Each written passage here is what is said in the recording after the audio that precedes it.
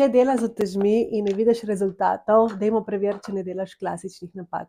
Poskrbi, da ne uporabljaš istih uteži pri vsaki vaji, ker za treniranje bicepsa rabiš veliko manjše uteži, kakor pa pri treniranju nog in zadnjice.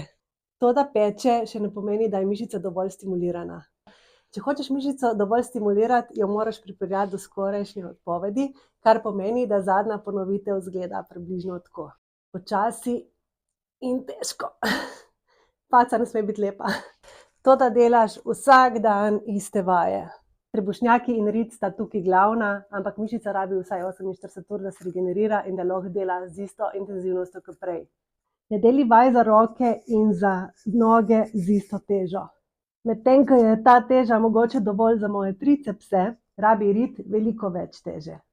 To je premalo. Čas je že, da se lotiš trenirati pametno. Več v opisu.